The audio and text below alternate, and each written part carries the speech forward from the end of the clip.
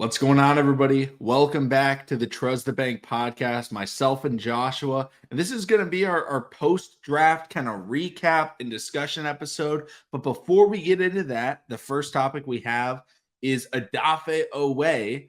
Fifth-year option was picked up after EDC was asked about it in the I don't remember if it was round 1 or round 2 or maybe even round 3 draft press conference. They asked him and they're like, hey, will you be picking up this fifth year? And he's like, I learned something from Ozzy. And he said, never make a decision until you have to. And I was like, I can't tell if he's saying that as in like, we don't want him, or if it's like, yeah, we're definitely re-signing him or accepting that fifth year option. But he ended up accepting it. Joshua, what are your thoughts on the Ravens getting a fifth year out of Adafe Oweh? I mean, this is something we talked about in previous episodes, and also shameless plug. If you haven't checked out the previous episodes, go back and check them out. Make sure you share, like, subscribe, comment, and tell your friends and family. But we talked about this between him and Rashad Bateman. Is that fifth year option going to be picked up? Is there going to be a contract extension? Shout out to Bate actually getting a contract extension and having him to 2026. Do I feel like Adafe Oweh deserved his fifth year option to be picked up? I'm gonna be honest. I don't feel like it should. I know he may have had like maybe about around 3-5 sacks around his first 3 years or so, and I think I saw on Twitter someone try to compare someone try to compare his stat numbers to Justin Matabike and try to almost say like, oh, Adafe had more production versus Matabike. Beeks was literally behind a couple other Pro Bowlers, Calais Campbell. I believe Brandon Williams was still there at one point when Beeks was here, and then you had Pierce as well. So Odafe wasn't fighting behind no one. They put him out there in the fire immediately. A developmental guy, showed flashes, but his flashes wasn't consistent. So that's why you may saw the higher numbers.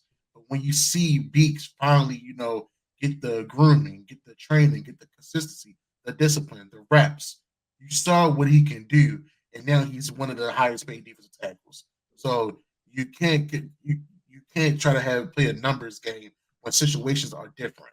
So I know that we need depth at the outside linebacker defensive end position. This would have been a year for me, Adafe, just to prove it. You say you want to be a 10-sack guy, you have the support of everybody else. It comes down to you showing, coming up to work and showing out every day, and every gameplay, showing that you can be a 10-sack defensive end. There's been many of defensive ends that we produced out of Baltimore that was late bloomers and when they got paid.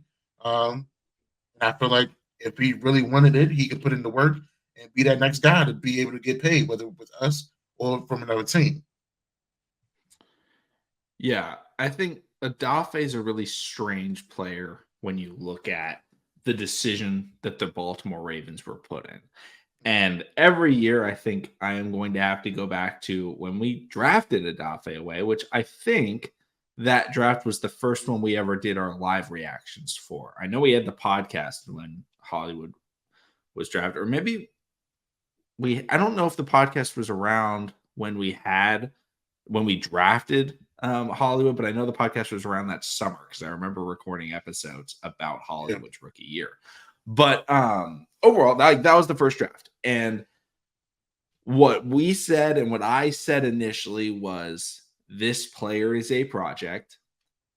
Anything he gives us initially is just, that's fantastic, but I wasn't expecting it.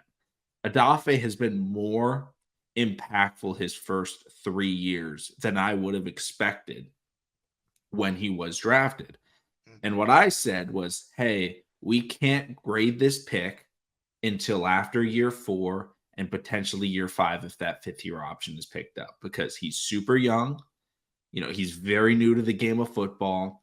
Yep. And the Baltimore Ravens are known for being able to take these unpolished edge rushers and turn them into star players. Guys like Matthew Judon, Zadarius Smith, guys that weren't necessarily household names in the draft.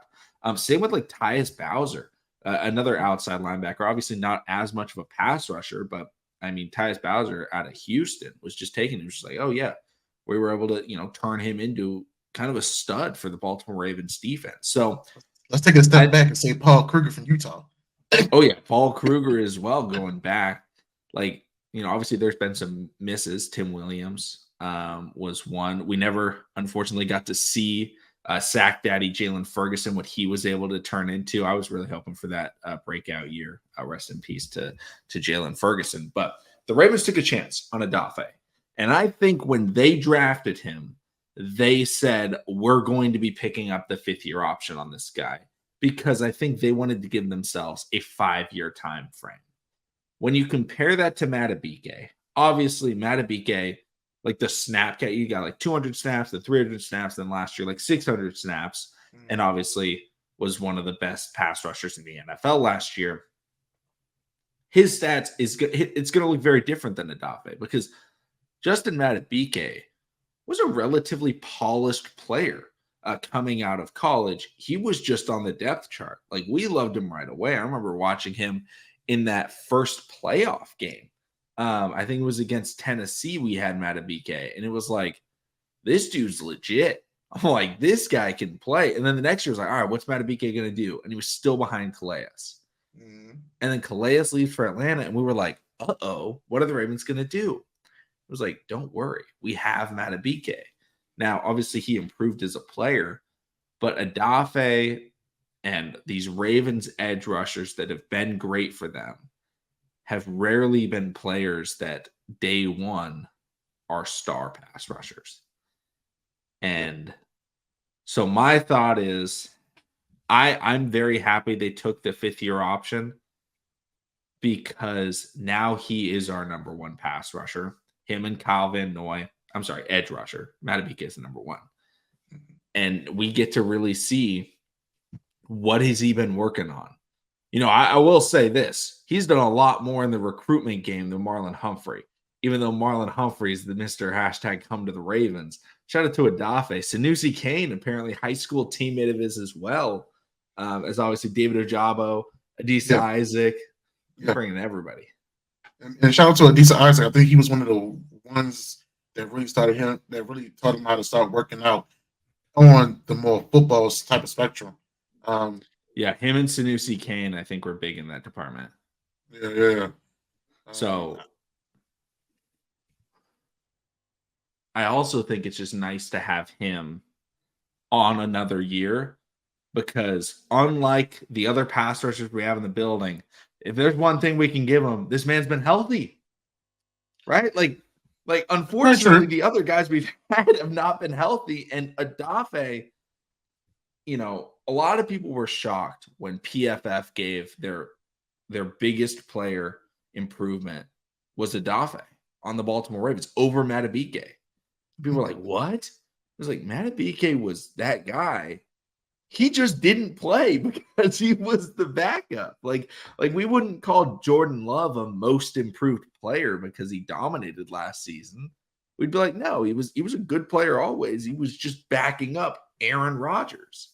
But now Adafe is trying to get that slow improvement, but his athleticism is just a base, and his physicality in the run game is starting NFL edge rusher worthy, in my opinion. And a starting NFL edge rusher is making $13 million a year. Yeah, because they definitely could have made a move for what's his name? I'm drawing a blank. I really thought we was going to make a possible splash for Khalil Mack. Even a Chase Young, guys that bring that star power, guys that that can be an immediate impact. And honestly, that Khalil Mack and Roquan Smith tandem in Chicago was a crazy tandem. So bringing that to Baltimore, I'm like, hey, you know what? That would have been another move to me that they're buying in, that they're trying to make it back into the another deep run to the AFC Championship. I'm not saying Adafe Oweh cannot help this team make it to the AFC Championship nor a Super Bowl. It's just like you said, he got thrown to the fire early. So sometimes when you do get thrown to the fire early, you learn. You learn from experience. You learn from those early reps, and he has been progressing. because I don't know. I'm outside looking in. It seemed like I ain't gonna say it seemed like it was a pressure move to pick up the fifth year option. But we know how our Ravens organization is. They like to wait. Sometimes when you wait a little too long, you miss out on certain things.